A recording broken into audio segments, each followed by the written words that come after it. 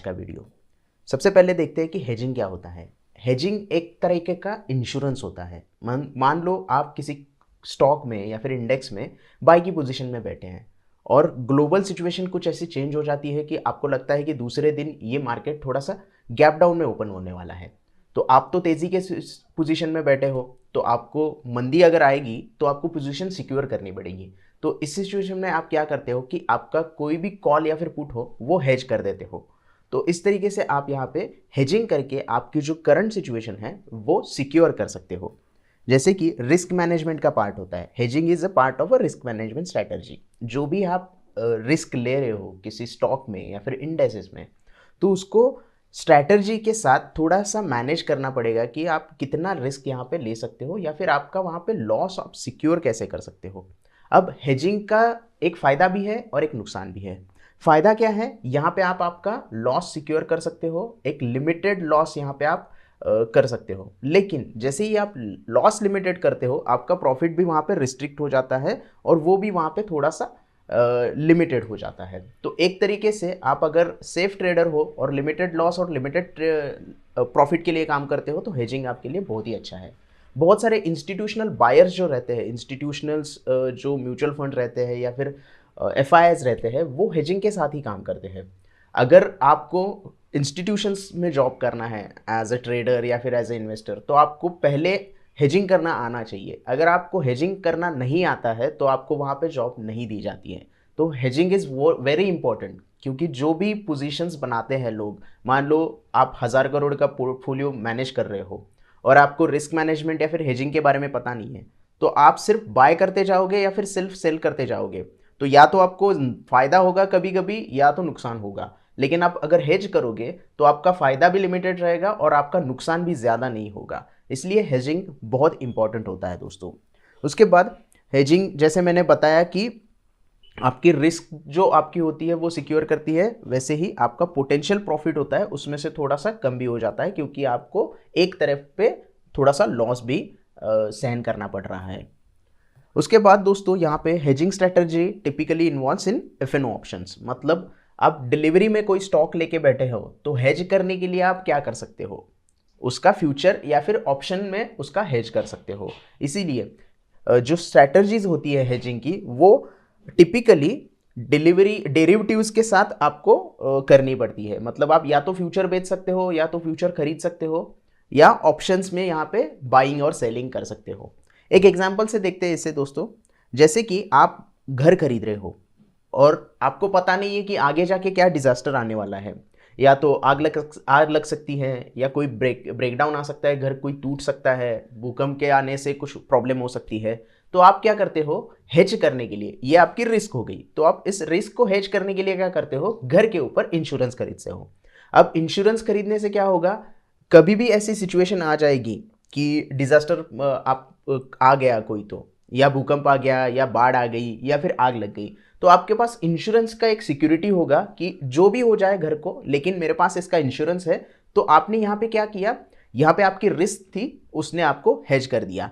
इस तरीके से आप दोस्तों हेज करके आपकी जो पोजीशंस है वो सिक्योर कर सकते हो। इसे एक फाइनेंशियल एग्जांपल से देखते हैं दोस्तों। मान लो आपने निफ्टी फ्यूचर बाय किया है 17,350 पे और आपको लगता है निफ्टी ऊपर जाने वाला है और 17,500 तक जाने वाला है, इसलिए आप बाय पोजीशन में बैठे हो। लेकिन यहाँ पे आपको क्या रिस्क मैनेजमेंट करना है। अगर निफ्टी नहीं ऊपर गया, अगर ग्लोबल सिचुएशन चेंज हो गए और मार्केट दूसरे दिन नीचे आने लग गया, तो आपको तो नुकसान होने लग गएगा। तो आप यहाँ पे क्या कर सकते हो, आपके पास दो ऑप्शंस होते हैं यहाँ पे। आप या तो ओटीएम कॉल ऑप्शन सेल कर सकते हो, यानी कि दूर का कॉल ऑप्शन अगर आप सेल करोगे तो जैसे जैसे मार्केट नीचे आएगा तो वो शॉर्ट पोजीशंस होगी, वो जितना भी पैसा आपने कॉल में सेल किया है वो पैसा आपको मिल जाएगा। या फिर आप ओटीएम पुट ऑप्शन बाय कर सकते हो, मतलब आउट ऑफ द मनी का पुट ऑप्शन बाय करके रखो। दोनों में से कोई भी चीज आप कर सकते हो। आप फ्यूचर में लॉन्ग हो तो आप पुट लेके निफ्टी में शॉर्ट हो गए, आप फ्यूचर में लॉन्ग हो या और उसके बाद आप कॉल शॉर्ट करके वहां पे शॉर्ट पोजीशन आपने ले ली, तो एक लॉन्ग पोजीशन और एक शॉर्ट पोजीशन, यही आप उल्टा कर सकते हो। अगर आप शॉर्ट पोजीशन में बैठे हो निफ्टी में तो आप यहाँ पे एक लॉन्ग पोजीशन उसके अगेंस्ट में हेज करके ले लो। इसको एक और हाइपोथेटिकल एग्जांपल से समझते हैं हम। मान लो XYZ नाम का एक कोई स्टॉक है जिसकी स्पॉट प्राइस चल रही है 600 रुपए। अब आपको लगता है कि वो स्टॉक ऊपर जाने वाला है, यहाँ पे दो सिचुएशन होती है। आपको लगता है कि स्टॉक ऊपर जाने वाला है तो आप यहाँ पे क्या करते हो, 5,800 का एक कॉल बाय करते हो जिसकी प्राइस चल रही है 300 रुपए, जिसका प्रीमियम 300 रुपए चल रहा है। लेकिन आपको पोजीशन सिक्योर करनी है, आपको पता नहीं है कि आगे जाके क्या होगा, तो मुझे पोजीशन सिक्योर करनी है और मुझे अपना जो प्रॉफिट होगा वो थोड़ा सा सिक्योर करना है। तो इसके लिए आप क्या करोगे, 6,200 की आउट ऑफ द मनी की एक कॉल सेल करोगे जिसका प्रीमियम है 145 रुपीज। तो आपने यहां पे क्या किया, 300 रुपए दे दिए कॉल बाय करने के लिए और 145 रुपए आपके वापस आ गए। मतलब आपका यहां पे रिस्क कितना हो गया, 155 रुपए का, क्योंकि जो डिफरेंस रहेगा वो आपका वहां पे जो मैक्सिमम लॉस होगा वो उतना रहेगा, क्योंकि जो डिफरेंस होगा वो आपका लॉस हो जाएगा। तो यहां पे आपने क्या किया, लॉस जो है वो आपने सिक्योर कर लिया, लिमिट कर दिया कि 155 रुपए से नीचे मुझे लॉस नहीं होगा। अब मार्केट अगर बढ़ जाता है, अगर मान लो मार्केट 200 300 पॉइंट से या फिर 400 पॉइंट से बढ़ जाता है, तो ऑलरेडी आप पोजीशन में बैठे हो, तो आपका लॉस यहाँ पे सिक्योर हो जाएगा और मैक्सिमम प्रॉफिट आपका यहाँ पे, अगर मार्केट 300 पॉइंट ऊपर बढ़ जाता है या फिर 400 पॉइंट ऊपर बढ़ जाता है, तो आपको यहाँ पे कम से कम 250 रुपए तक का प्रॉफिट हो जाएगा। तो ये किस तरीके से देखना है, क्योंकि ऑलरेडी आप 200 पॉइंट यहाँ ऑलरेडी प्रॉफिट में बैठे हो, तो जितना भी बढ़ेगा, तो इन द मनी तो 200 पॉइंट आपके पास इंट्रिंसिक वैल्यू है ही, तो जितना मार्केट आगे बढ़ेगा उतना आपका जो कॉल होगा वो इंट्रिंसिक वैल्यू उसकी बढ़ती चली जाएगी। इसकी वजह से आपको वहां पे मैक्सिमम प्रॉफिट होगा तो 250 से 300 रुपए तक हो सकता है, लेकिन आपने यहाँ पे मैक्सिमम लॉस जो होगा वो आपने लिमिट करके रख दिया वो 155 पे, क्योंकि जो डिफरेंस है वो 155 रुपए का है, उतना ही आपको यहाँ पे लॉस सहन करना पड़ेगा। इस तरीके से आप हेज करके आपका लॉस लिमिट कर सकते हो यहाँ पे, और प्रॉफिट भी आपका वहां पे मिल जाएगा अगर मार्केट आपकी डायरेक्शन में जाता है तो। दूसरा एक एग्जांपल होता है, अगर मार्केट गिरने लग गया तो क्या करेंगे।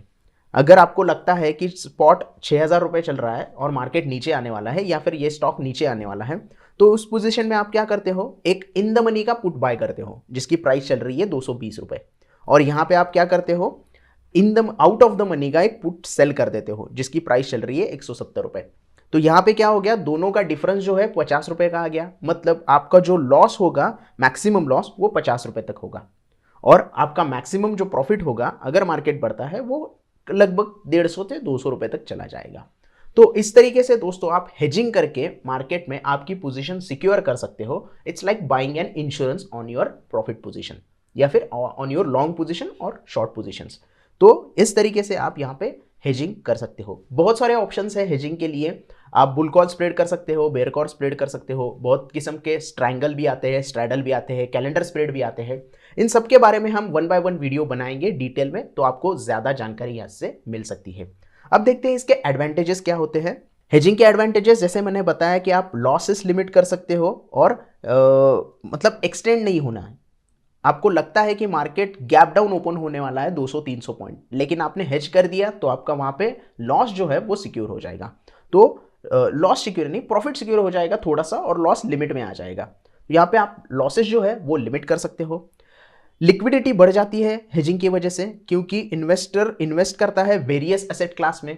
अगर उसने डिलीवरी ली है तो फ्यूचर के लिए शॉर्ट करता है या फिर ऑप्शन में शॉर्ट करता है, तो उसमें और पैसे डालता है, इससे लिक्विडिटी बढ़ती है मार्केट में और आपको वेरियस एसेट में इन्वेस्ट करने के लिए चांस मिल जाता है।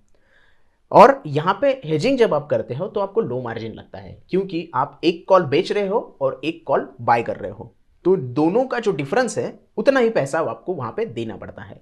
मान लो अभी हमने एग्जाम्पल जो देखा कि 300 रुपए में आप कॉल बाय कर रहे हो और 145 रुपीज में आप कॉल सेल कर रहे हो, तो बीच का डिफरेंस जो है 155 रुपए का, वही आपको पे करना होता है एज अ मार्जिन के हिसाब से।